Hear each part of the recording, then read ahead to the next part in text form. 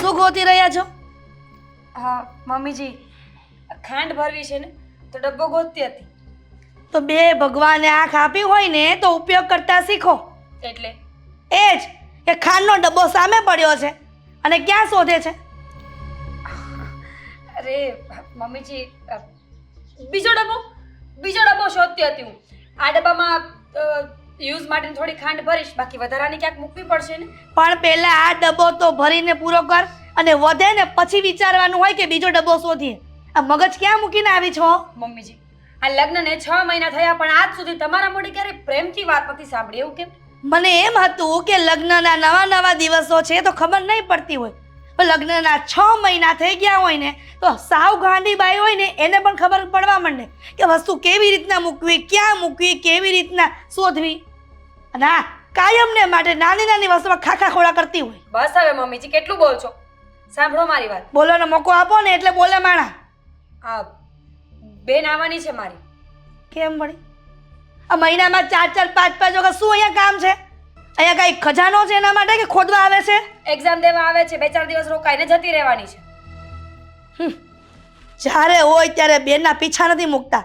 ખબર નથી પડતી કે એ સાસરે છે કે ક્યાં ફરવા ગઈ છે. મમ્મીજી, તમારો સ્વભાવ આવો કેમ છે? જ્યારે હોય ત્યારે બસ ગુસ્સો જ કર્યા કરો છો. અરે ક્યારેક તો શાંતિથી બોલો. શાંતિ દુકાનમાં નથી મળતી ને. તે તો 1-2 કિલો મળતી હોત ને તો પૈસાથી ખરીદી લે. મારે શાંતિ જ જોઈએ છે, પણ તારા લક્ષણ એવા હોય છે ને કે એના કારણે મારે બોલવું પડે છે, અને અશાંતિ ફેલાવાનું કારણ તું જ છો. બોલો, મેં શું કર્યું છે? અરે હું તો ઉલટાની તમારા કેટલા શબ્દો સાંભળું છું. ખબર નથી પડતી કે તમને હેન્ડલ કેવી રીતે કરવાના. ટેકલ કરવા માટે પણ માણસને માઇન્ડનો યુઝ કરવો પડે ને. તો કરો ને. એટલી ખબર પડવી જોઈએ કે આપણે શું કરીએ તો સાસુમાં રાજી થાય અને શું ન કરીએ તો શું કરવાનું. સાંભળો, આ બધી જ ખાંડ એક ડબ્બામાં ભરીશ ને તો તમારો સુપુત્ર જે મગજનો ક્રેક છે ને એ બધી ખાંડ ખાઈ જશે. એ તું મારા દીકરાને મન બુદ્ધિનો કહે છે? તારી હિંમત કેવી રીતના થઈ કે મારા દીકરાને મન બુદ્ધિનો કહેવાની? હોય એવા તો કહી ને મમ્મીજી, એમાં શું નવાઈ છે હવે? એટલે મારે પણ એવું કહેવાનું ને કે મારી વો બુદ્ધિ વગરની છે, અક્કલની ઓથમીર છે, તો સારું લાગશે ને? કેમ કે તું છો જેવી. બોલી લીધું તો એક તો કીધું કે જેવા હોય એવા કહેવાના. મમ્મીજી. 100 વાતની એક વાત છે, આ દિવસે ને દિવસે તમારો સ્વભાવ બગડતો જાય છે ને એ મને બિલકુલ પસંદ નથી. હા, મને પણ બિલકુલ પસંદ નથી કે દિવસે ને દિવસે તું કંઈક ઘરમાં કંઈક ને કંઈક કાંડ કરે છે. ન કરવાના. કેવા માણસ છો તમે! ખરેખર આદિત્ય આટલા સારા ન હોત ને તો ક્યારની જતી રહી હોત, ડિવોર્સ લઈ લીધા હોત મેં. ખરેખર મારો દીકરો જો સારો ન હોત, મને ન સાચવતો હોત ને તો તમને લોકોને ઘરની બહાર કાઢી મૂક્યા હોત. સારું ને, એ જ સારું છે કે તમે ઘરની બહાર કાઢી મૂકો. ખરેખર તમારી સાથે રહેવું ને એ તો ટાસ્ક જેવું લાગે છે મને. એ તો કેવું સારું છે. જો તમે નોખા રહો ને તો ખબર પડે કે કેટલી વિશે 100 થાય. તાવડી 13 માંગે છે, સમજીને? સમજાય છે બધું મને, કહેવાની જરૂર નથી. સમજાઈ ગયું હોય ને તો બીજી વખત આવા આર્ગ્યુમેન્ટ ન કરવા, સમજી? અને જે કહું ને એ મગજમાં ઠૂસાવજે. પતી ગયું હોય ને તો જાવ અહીંયાથી. ખબર નહીં જ્યારે હોય ત્યારે આવી જાય છે લેક્ચર આપવા માટે. લગ્નને 6 મહિના થયા છે, માણસ વહુનું ધ્યાન રાખે અને સમજાવે, પણ નહીં, આ ઘરમાં તો બધું ઉલટું જ ચાલે છે. કેટલીક સમજાવવી? નાનું બાળક 5 વર્ષનું હોય ને ત્યાં સુધી સમજાવાય, પણ જ્યારે 10 વર્ષનું થાય ને તેની જાતે સમજ આવી જાય છે, સમજીને? અને તું 10 વર્ષની તો છો નહીં.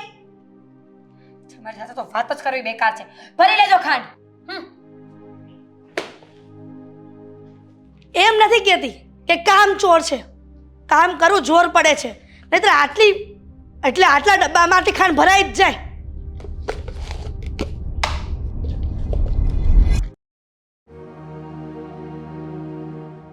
મારી સામે બોલતો તો હવે તો મજા આવશે. લે તો જા. હા, દવાખાને જાજે હવે.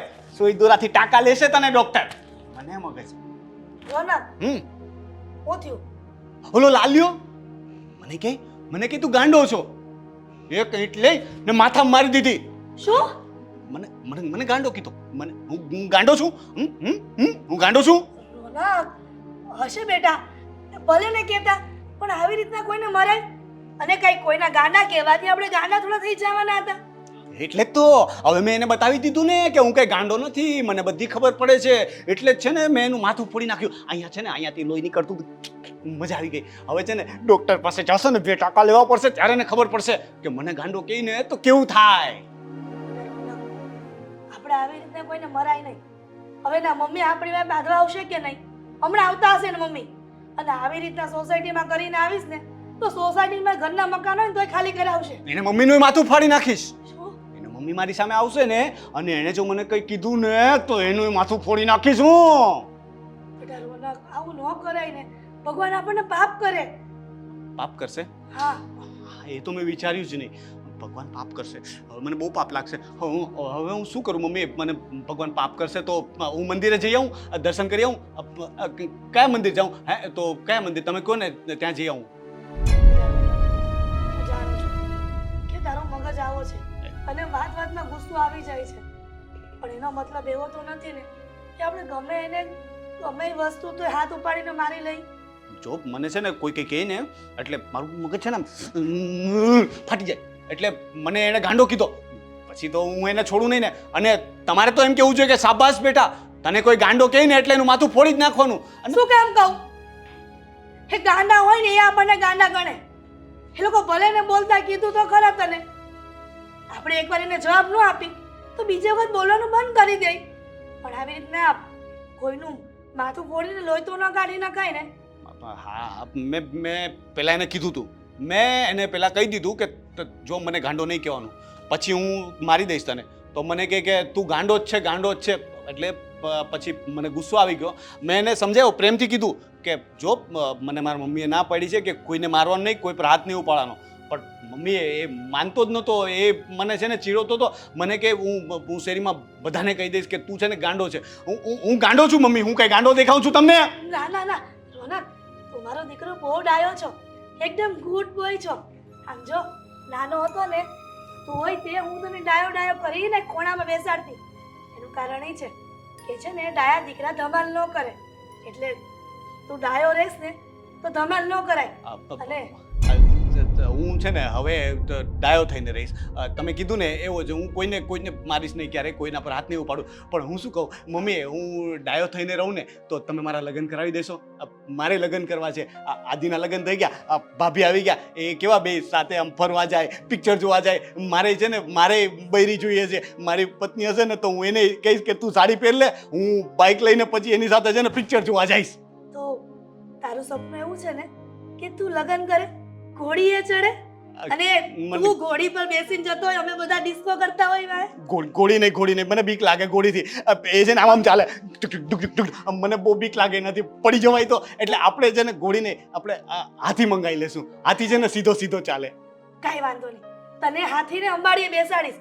પણ સાંભળ, જો તું કોઈના માથા ન ફોડી નાખે ને તો, નકર જો છોકરી જોવા જાય ને તો આજુબાજુ પૂછવા જાય કે આ દીકરો કેવો છે આનો, તો પછી કોક કહે કે આ બધાના માથા ફોડી દે છે, તો તારી હારે લગ્ન કોઈ ન કરે.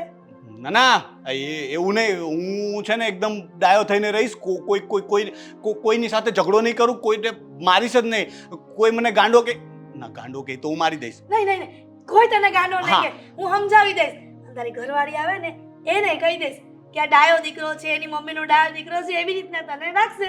હા, તો મમ્મી ક્યારે લગ્ન કરાવશો મારા? પણ મારે કોકને વાત તો કરવી પડે ને. તો ચાલો ને મમ્મી, ચાલો ને આપણે કોકને વાત કરીએ ને. આ બાજુવાળા મંજુ માસીને તો વાત કરીએ ને. પણ હું એકલી જાઉં છું દીકરા, તારે નો અવાય. અરે એની છોકરી નીલમ મસ્ત છે, મને ગમે છે. ચાલો ને મમ્મી.